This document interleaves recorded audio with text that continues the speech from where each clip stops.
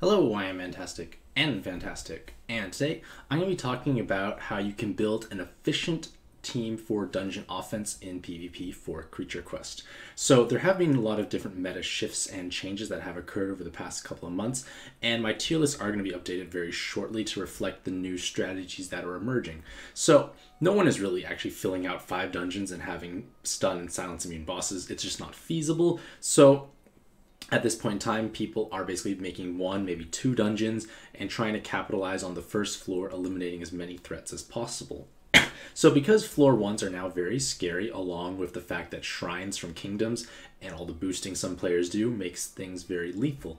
So I'm going to show you like a team that is effective in several different modifications or strategies. So things you want to consider. You want to bring a tankier team or use Resurrection. Resurrection is basically one of the most popular strategies at this point in time.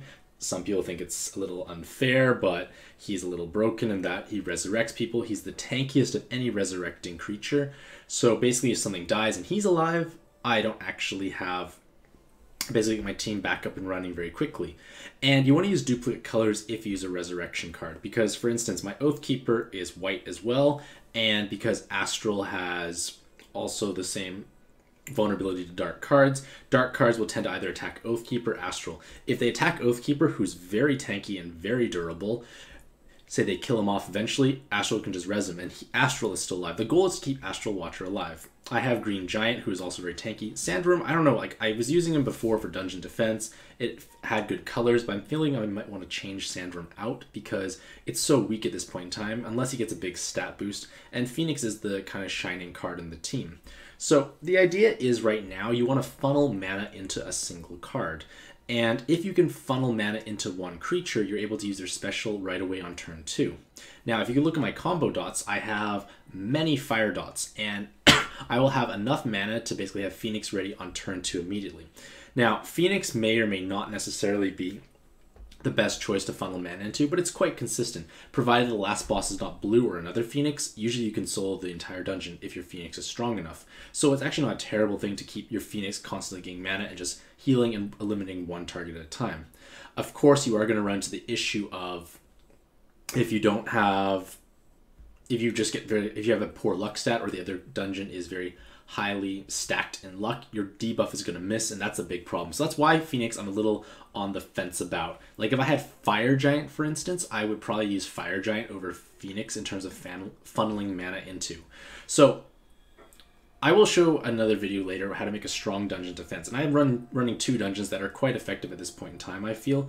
So a big threat is the statue, because the statue is going to buff and debuff, but I can't kill it. So I'm going to use my Phoenix first. I use the Scholar Tome in order to get enough mana, and look at that, I have his special up right away. And then I could basically just go through the rest of my team, trying to kill one thing. My statue just gave everyone a bunch of buffs, and my Astral is probably going to die now. So good job, dungeon defense, you just made my life very sad.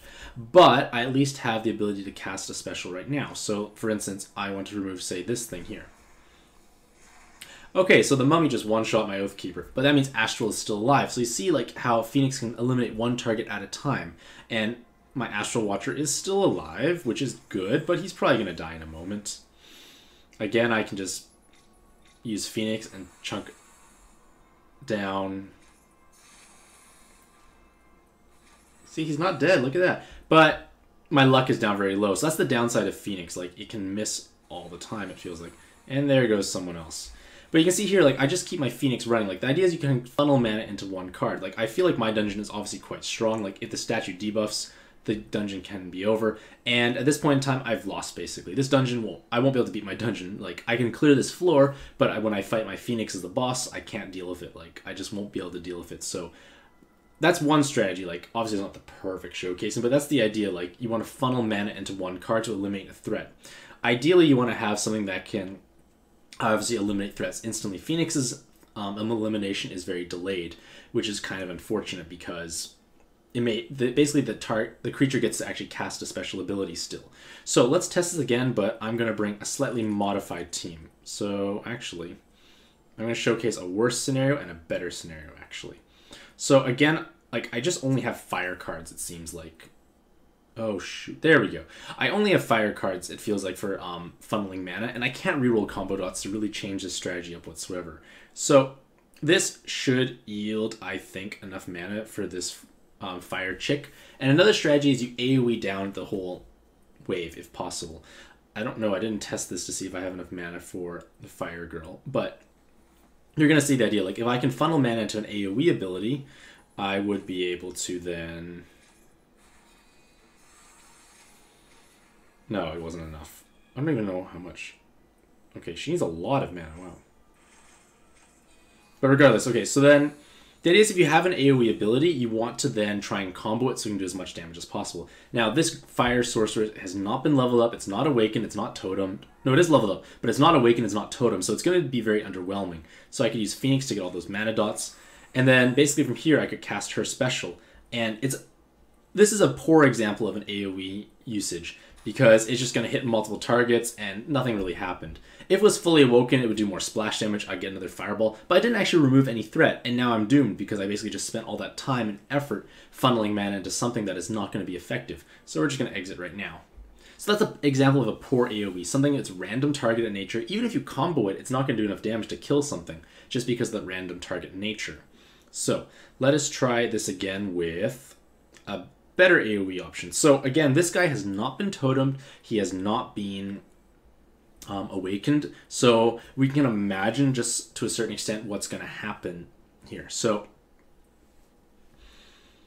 I'm just going to let it load, and then the idea is basically he can gain mana. I don't know if I can get enough mana dots in here, but no, I can't. Okay, that's terrible. Alright, so this example is obviously not as ideal, but I think I need to get Bard on him. So the idea would be I would essentially try and funnel mana into him and not die. So his special ability does cleaves a target for power damage. I've got him combo for 8 times. He heals himself. He dispels buffs, which is actually very strong against the statue. But the idea is I'm able to hit a target, eliminate usually one target, and if it was awoken and leveled up, it would also remove the side targets. So this is a much better example of a powerful AoE. So like, say I do it here. Now, it did 13,000 to the skeleton, which was really choppy for some reason, but it's 13,000 to the skeleton, and it allows you to basically eliminate that. But if I had a more awoken Minotaur Squire, or War Chief, which I don't, it would have actually cleaved and killed off everything on the side. So that's a much more efficient usage of AoE, and I might do more testing if I give him Bard or reroll my Phoenix to give some red dots. I could have the War Chief up immediately. I could AoE and cleave down, instantly killing 3 defenders. Obviously, water cards don't die, but that's the general idea. Like, if you can funnel mana into an AoE card given 4 times or 8 times, depending on how damaging the special ability is, you can eliminate threats. So that would have killed the whole bottom row, and then I'd be probably very safe at this point in time. In theory, if I'd funneled the mana in fast enough, it would have allowed me to actually had it done on turn 2 instead of turn 3, just because I haven't changed my team up yet, because I'm not sure if I want to make this switch. But hopefully this video gives us some idea as to how a strong dungeon offense team can be comprised of. Yes, obviously awakenings help, totems make a big difference, but the key is you can funnel mana into one card and have it eliminate targets either one by one with no combo, so it's done fast and efficiently, or comboing into an AoE style person that does not have diminished damage. With the Minotaur War Chief, he instantly cleaves and kills off the whole row. Things like Colossus, who has the Wrecking Ball, who I think is probably going to be promoted to S, has probably the best AoE because it eliminates everything and ignores defense, so it does the most damage. But things like that Fire Sorceress is very weak because it's random target in nature. It's not going to remove a threat, let alone many threats, so it's pointless to funnel mana into that type of card. So let me know what you think about this video in the comments below. How do you comprise your dungeon offense team? Do you try and funnel mana into a card? Do you try and grind it out? Do you like to use Resurrectors? And do you kind of support yourself with on-color cards for that Resurrector to kind of like bait out various attacks? Let me know what you do in the comments below. Hopefully all the Mantastic day. Check out my Discord server if you want to get more Creature Quest help. And happy questing.